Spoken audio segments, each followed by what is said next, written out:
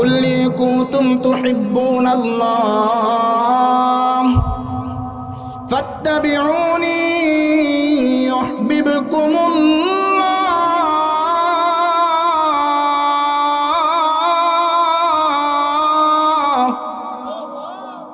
আমার আল্লাহ তাআলা কুরআনুল কারীমের মধ্যে বলে দিয়েছেন, হে দুনিয়ার ঈমানদারেরা, হে দুনিয়ার নরনারীরা, হে দুনিয়ার মানুষেরা, তোমরা কার তরিকায় তোমরা চলবা? আমি আল্লাহ তাআলা সিলেক্ট করে দিয়েছি কাকে মহব্বত করবা, কাকে ভালোবাসবা, কার তরিকা অনুযায়ী জিন্দেগি চালাইবা। আমি আল্লাহ তাআলা সিলেক্ট করে দিয়েছি। ওই সিলেক্টের মানুষের নাম হলো মুহাম্মদুর রাসূলুল্লাহ। মুহাম্মদুর রাসূলুল্লাহ সাল্লাল্লাহু আলাইহি ওয়াসাল্লামকে মুহাব্বত করবা আল্লাহকে মুহাব্বত করার মতো। এই জন্য রব বলেন, কুল্লি কুনতুম তুহিব্বুনাল্লাহ। এই পৃথিবীর মানুষ, তোমরা যদি আমি আল্লাহকে মুহাব্বত করতে চাও, তুমি যদি আমি আল্লাহকে ভালোবাসতে চাও, তুমি যদি আমি আল্লাহ পাকের ভালোবাসা পেতে চাও, তাহলে তুমি ফাত্তাবিউনি ইউহিব্বুকুমুল্লাহ। তোমরা আমার রাসূলকে অনুসরণ করো, ইউহিব্বুকুমুল্লাহ, তাহলে তোমরা আমার ভালোবাসা পাইবা।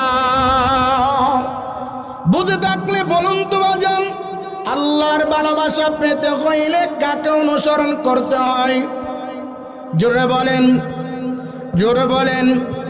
আমার রাসূল তো শিক্ষা দিয়েছেন বান্দা ওযু কেমনে করবা। আমার রাসূল শিক্ষা দিয়েছেন বান্দা বিবির সাথে কেমনে ঘুমাইবা।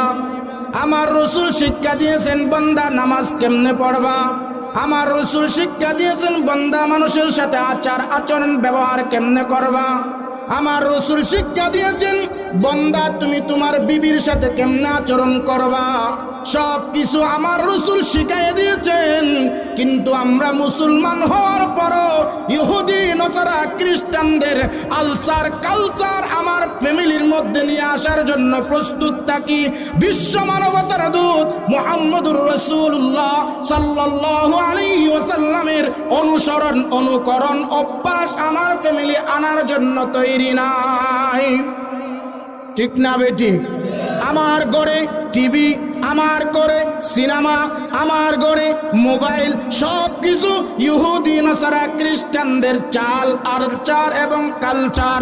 আমার রাসূল বলে সকালবেলা তেলাওয়াত করো, সকালবেলা জিকির করো, সকালবেলা 5 ওয়াক্ত নামাজ পড়ো, সকালবেলা দিনে 5 ওয়াক্ত নামাজ পড়ো, সকালবেলা ফজর দিয়ে শুরু করো, ঘুমানোর আগে এশা দিয়ে শেষ করো। আমার রাসূলের তরিকা, যেই ব্যক্তি রাসূলের তরিকা অনুযায়ী জিন্দেগি গড়াইবে না, ওই ব্যক্তির কখনো কোনো অবস্থাতেই কোনো আমল রব্বে কারীমের দরবারে কবুল হয় না। এই জন্য বাজান খেয়াল করবেন, আমার আল্লাহ তাআলা আপনাকে আমাকে পাঠিয়েছেন একমাত্র আল্লাহকে রাজি খুশি করার জন্য। আল্লাহ এও বলে দিয়েছেন, বান্দা তোমার হায়াত দিয়েছি, তোমার হায়াত দিয়েছি, তোমাকে মৃত্যু দান করেছি। এই দুইটা জিনিস তোমাকে আমি আল্লাহ দিলাম পরীক্ষা করার জন্য। দেখি তোমাদের মধ্যে কে আমলের মধ্যে শ্রেষ্ঠ, কে আমলের মধ্যে শ্রেষ্ঠ।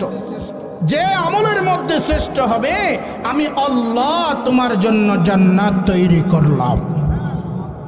এই জন্য বাজান একটু চোখটা বন্ধ করেন না, দেখেন না পৃথিবীর জমিনটা কত ছোট।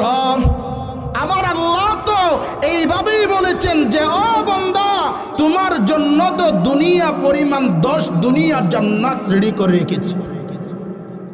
দুনিয়ার মধ্যে 1 ঘন্টা জাগার জন্য এক ভাই অপর ভাইকে হত্যা করে, 1 ইঞ্চি জাগার জন্য এক ভাই অপর ভাইয়ের সাথে দিনের পর দিন বছরের পর বছর কথা বলে না। সামান্য বিষয় নিয়ে এক ভাই অপর ভাইয়ের উপর গায়ের উপর হাত তুলে অন্যের প্ররোচনায় পড়ে। রব আমার তো এইভাবে বলেছেন, আল্লাহ হে বান্দা, পৃথিবীর জমিনে ছোট্ট একটা জায়গা দিনের পর দিন কথা বলো না। আর আমি আল্লাহ এই দুনিয়া পরিমাণ 10 দুনিয়া তোমার জন্য রেখেছি। এই 10 দুনিয়া পেতে হলেই তো আমাকে রাজি খুশি করা আশা লাগবে। আমি যদি তোমার প্রতি রাগান্বিত হয়ে যাই, তাহলে আল্লাহ বলেন পৃথিবীর মানুষ তোমাকে বাঁচাইতে পারবে না, পৃথিবীর মানুষ তোমাকে রক্ষা করতে পারবে না। শত বিপদ আসবে, রক্ষা করার মালিক কে? রিজিকের মালিক কে? হায়াতের মালিক কে? সব কিছুর মালিক রব। রব বলে আমি আল্লাহ তোমাকে পাঠিয়েছি আমাকে রাজি খুশি করার জন্য। পৃথিবীর জমিনে মুমিনকে এই জন্যই তো পাঠিয়েছেন, বান্দা দুনিয়া দিয়েছি আখিরাত কামার জন্য, আখিরাতের পুঁজি তৈরি করার জন্য। দুনিয়া দিয়েছি তামাশার জন্য নয়, দুনিয়া দিয়েছি লোভের জন্য নয়। আল্লাহ তো কুরআনুল কারীমে এইভাবে বলেছেন, ইন্নাল ইনসানা লিরাব্বিহি লাকানুত। দুনিয়ার মানুষ অকৃতজ্ঞ। আমার খায়, আমার পড়ে, আমার সব কিছু করে, আমার সব কিছু খায়, নিঃশ্বাস নেই আমার হুকুমে, নিঃশ্বাস ফেলে আমার হুকুমে, ঘুম থেকে উঠে আমার হুকুমে, ঘুমায়ে যায় আমার হুকুমে, নিদ্রা আচ্ছন্ন হয় আমার হুকুমে, নিদ্রা থেকে উঠে আমার হুকুমে, বান্দা চলে আমার হুকুমে, বান্দা খায় আমার হুকুমে, সব কিছু আমার হুকুমে হয়। তাও বান্দা আমাকে চিনে না। সব নিয়ামত খাওয়ার পরও বান্দা আমাকে বুঝে না। আমি কি চাই? রব বলে, বান্দা আমি চাই তো তুমি আমার ইবাদত করবা, আমি চাই তো তুমি জান্নাতি হবা, আমি চাই তো তুমি আমার প্রিয় বান্দা হবা, আমি চাই তো তোমার দিলের মধ্যে আমার মুহাব্বত থাকবে। যদি যেই বান্দার দিলে আল্লাহ পাকের মুহাব্বত আছে, তো ওই বান্দা আল্লাহ পাকের কাছে প্রিয়। এই জন্য বাজান একটু খেয়াল করবেন, যেই পৃথিবীর মধ্যে আপনি থেকেছেন, আমি থেকেছি, যেই পৃথিবীর মধ্যে আমরা ঘুরে বেড়াই, যেই পৃথিবীর দিকে আমরা তাকাই, যেই পৃথিবীর মধ্যে আমরা চলাফেরা করি, এই পৃথিবী থেকে বাজান একদিন চলে যেতে হবে। কেউ কিন্তু থাকতে পারবে না, ঠিক না বেঠিক? কেউ কিন্তু থাকতে পারবে না। বাজান চোখটা একটু বন্ধ করেন, মুরাকাবা করেন, দেখেন তো আমার লাশটা লাশ হয়ে পড়ে আছে, আমার লাশটা তো লাশ হয়ে পড়ে আছে। কেউ কিন্তু আমাকে ধরে না, কেউ কিন্তু বলে না আব্দুল করিম জীবিত, কেউ কিন্তু বলে না আব্দুর রহিম জীবিত, কেউ কিন্তু বলে না আব্দুর রহিম জীবিত আছে। সবাই বলে আব্দুর রহিমের লাশ, সবাই বলে আব্দুল করিমের লাশ, সবাই বলে অমুক ব্যক্তির লাশ। আমার লাশটা, আপনার লাশটা পড়ে আছে দরজার গোড়ায়। কেউ কিন্তু ধরেন, হ্যাঁ কত সুন্দর সুন্দর বিছনা চাদর কেউ দেয় না। শুধু খারাপ বিছনা চাদর, যে বিছনা চাদরটা পুরাতন আছে, ওই বিছনা চাদরটা আমার গায়ের উপর মুড়াইয়া দেয়। ভালো বিছনা চাদর পর্যন্ত কেউ দেই না বাজান, ঠিক না বেঠিক? ভালো বিছনা চাদর দেই না, ভালো বেড দেই না।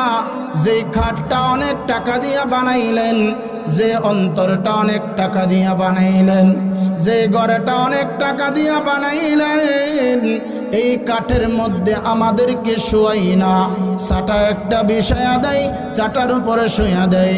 নতুন জিনিস সামনে দেয় না, উপরে দেয় না, পুরাতন জিনিসগুলা সব উপরেই রাখে, ঠিক না বেঠিক? বাজান, যেই সন্তানের জন্য আপনি জিন্দগি গড়াইলেন, জিন্দগির ঘামকে তেনা তেনা করলেন, যেই সন্তানের জন্য আপনি আপনার হায়াতকে বিসর্জন দিলেন, যেই ব্যক্তির জন্য, যেই স্ত্রীর জন্য আপনার হায়াতের জিন্দগির অর্ধেক চলে গেল, ও ভাই বন্ধুরে আমার, এই স্ত্রী 1 ঘন্টা কান্না করবে, 1 ঘন্টা পর হাসাহাসি তামাশা শুরু করে দেবে। সন্তান আপনার বাঘ বাটোয়ারা নিয়ে ব্যস্ত হয়ে যাবে। সন্তান বারবার বলবে, হাই হাই আমার বাবা তো চলে গেছে তো গেছে, এখন আমার দরকার আমার বাবার সম্পদ, এই সম্পদগুলো আমার বাঘ বাটোয়ারা নিয়ে আমি ব্যস্ত। বাপের আর কেউ কবর রাখে না, বাপ কিন্তু পড়ে আছে অন্ধকার কবরের মধ্যে। অন্ধকার কবরের মধ্যে ঘর নাই, বাতি নাই দেখার জন্য, জানালা নাই ঢোকার জন্য। ও বন্ধুরা আমার, শুধু তাই নয়, দরজা নাই ঢোকার জন্য। অন্ধকার কবরের মধ্যে আপনাকে আমাকে শুয়ে রাখা হবে। আপনার সন্তান আমার সন্তান নয়, এখানে কেউ থাকবে না। আপনার সন্তান আমার সন্তান বলবে, তাড়াতাড়ি মাটি দাও। আমাকে মাটি দিয়া ভিতরে রাখা আপনার সন্তান আমার সন্তান চলে আসবে। ও বন্ধুরে আমার, আপনার সন্তান আমার সন্তান যখন চলে আসবে, ওই কবরের মধ্যে 2 জন ফেরেশতা আসবে। একজন ফেরেশতার নাম হলো মুনকার, দ্বিতীয় নম্বর ফেরেশতার নাম হলো নকির।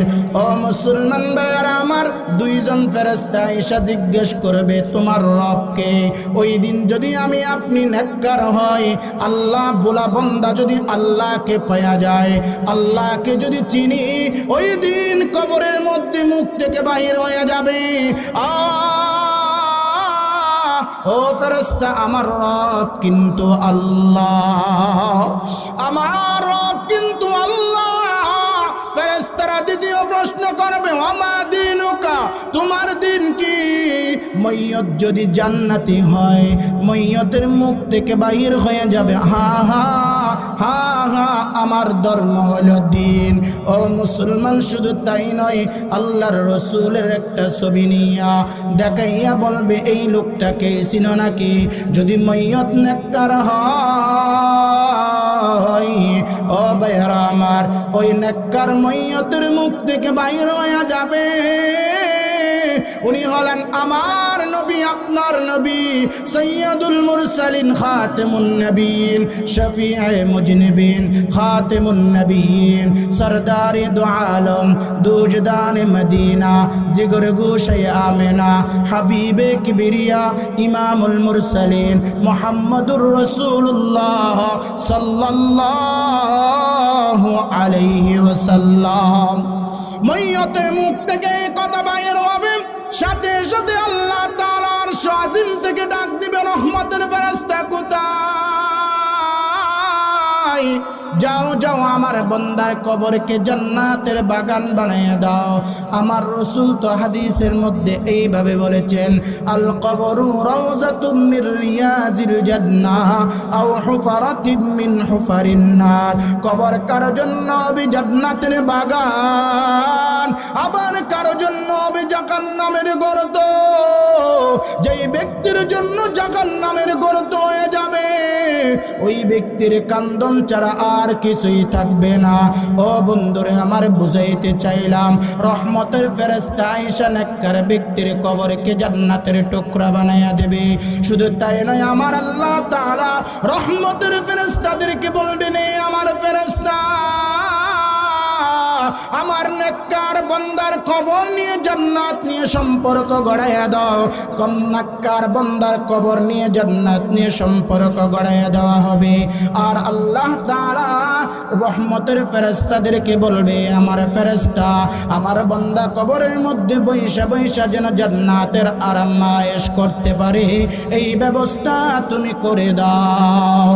আল্লাহ পাকের অর্ডার পাইয়া ফেরেশতারা সব কিছু প্রস্তুত করে দেবে। ও বন্ধুরে আমার, কার ফেরেশতা পাঠিয়ে দিবেন, যার চোখ হবে অন্ধ, যার কান হবে বধির, হাতের মধ্যে একটা গঞ্জর থাকবে, এই গঞ্জর দিয়ে আঘাত করবে, এই ব্যক্তি, এই ফেরেশতা কিছুই শুনবে না, কিছুই দেখবে না, আঘাত করতে থাকবে। হাদিসের মধ্যে এসেছে, এক আঘাতে 70 ফুট নিচে চলে যাবে, আবার তুলবে, আবার মারবে, একদিন 2 দিন নয় বাজার, কিয়ামত পর্যন্ত এইভাবে কবরের মধ্যে আযাব দিতে থাকবে। কিয়ামত কিয়ামতের দিন আবার আমাকে এবং আপনাকে তোলা হবে। ও মুসলমান, শুধু তাই নয়, কিয়ামতের দিন যখন আল্লাহ তাআলা মিকাইল আলাইহিস সালাম এবং ইসরাফিল আলাইহিস সালামকে আল্লাহ তাআলা বলবেন, হে ইসরাফিল, তুমি একটু সিংহায় ফুঁক দাও। সিংহায় ফুঁক দেওয়ার সাথে সাথে কিয়ামত সংঘটিত হয়ে যাবে। ও বন্ধু, শুধু তাই নয়, আল্লাহ তাআলা কুরআনুল কারীমের মধ্যে খুব সুন্দর করে বলেন, আলাম নাজআলিল আরদা মিহাদা ওয়াল জিবালা আওতাদা ওয়া খলাকনাকুম আজওয়াজা ওয়া জাআলনা নাওমাকুম সুবাতা ওয়া জাআলনাল লাইলা লিবাসা ওয়া জাআলনান নাহারা মাশা।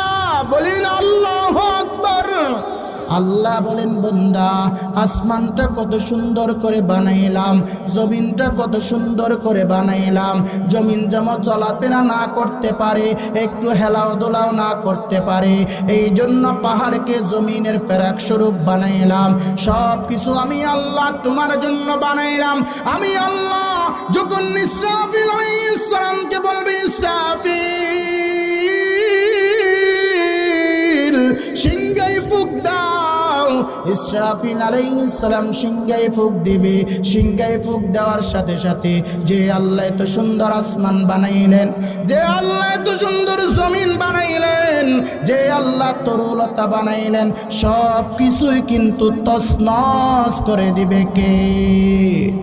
জোরে বলেন না কে? আরে জোরে বলেন না কে? আল্লাহর নামটা মুহাব্বতের সহিত নেন না কে? ফেরেশতা সিংহায় ফুঁক দেবে, চূর্ণ বিচূর্ণ হয়ে যাবে, কিয়ামত আরম্ভ হবে।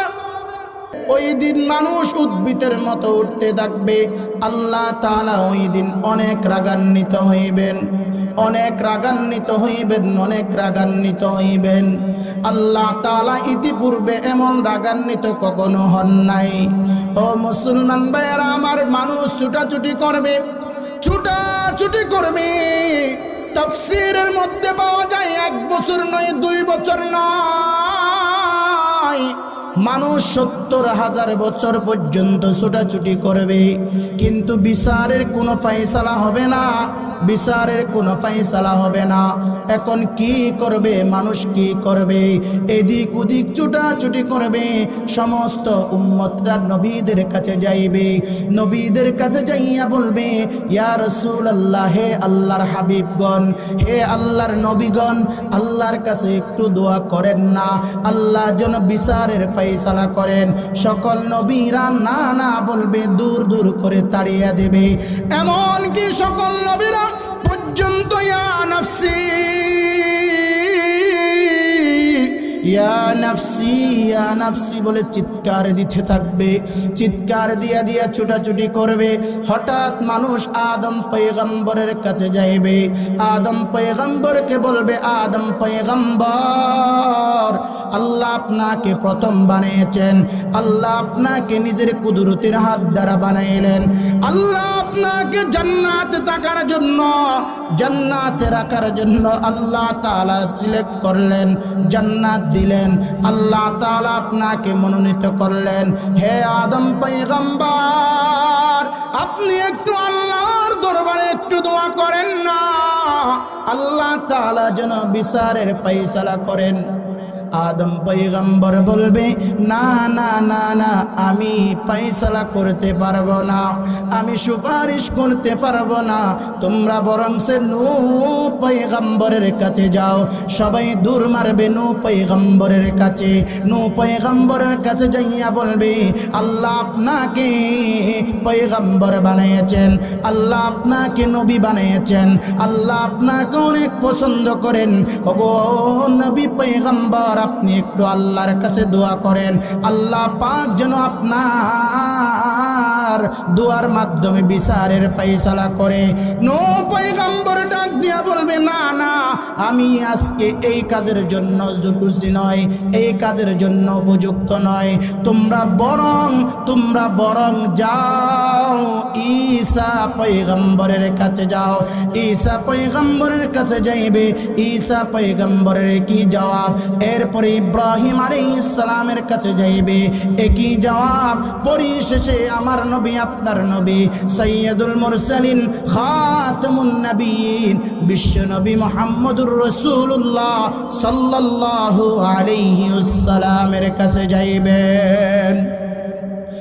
আল্লাহর রাসূল সাল্লাল্লাহু আলাইহি ওয়াসাল্লাম কিয়ামতের ময়দানে সুপারিশের জন্য আল্লাহ পাক রব্বুল আলামিনের কুদরতের কদমের মধ্যে সিজদায় পড়ে যাবেন। আল্লাহর রাসূল আল্লাহ পাকের প্রশংসা করবেন। প্রশংসা করতে করতে করতে করতে এমন প্রশংসা করবেন আল্লাহর রাসূল ইতিপূর্বে এমন প্রশংসা করেন নাই। সুবহানাল্লাহ। আরেকটু জোরে বলেন না সুবহানাল্লাহ। আরেকটু জোরে বলেন না বাজান সুবহানাল্লাহ। আরেকটু জোরে বলেন না বাজান সুবহানাল্লাহ। আল্লাহর রাসূল সুপারিশ করবেন। হাসরের কিয়ামতের ময়দানের মধ্যে বিচারের ব্যবস্থা হবে। হাসরের কিয়ামতের ময়দানে বিচারের সালিশের ব্যবস্থা হবে। আল্লাহ তাআলা কুরআনুল কারীমের মধ্যে বলেছেন, ওয়ানাদাউল মাওয়াজিনাল কিসত লিয়াউমিল কিয়ামা। কিয়ামতের দিন মানদণ্ড স্থাপন করাইবেন কে? জোরে বলেন না কে? আরেকটু জোরে বলেন না কে? ও মুসলমান ভাইয়েরা আমার, ওই দিন আল্লাহর রাসূলের সুপারিশের মাধ্যমে মিজানের মানদণ্ড স্থাপন করাইবেন। ও মুসলমান, শুধু তাই নয়, ওই দিন যার আমল নামা যত বেশি হবে তার আমল নামা তত বেশি আল্লাহ পাকের কাছে গ্রহণযোগ্য পাবে।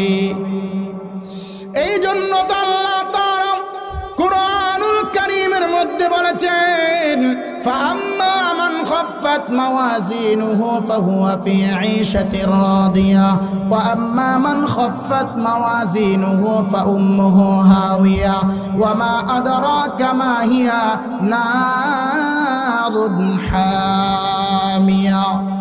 ও মুসলমান ভাইয়েরা আমার, ওই দিন যেই ব্যক্তির মানদণ্ডের পাল্লা, নেকির পাল্লা ভারী হবে, আল্লাহ বলবেন তোমার জন্য জান্নাত অবধারিত।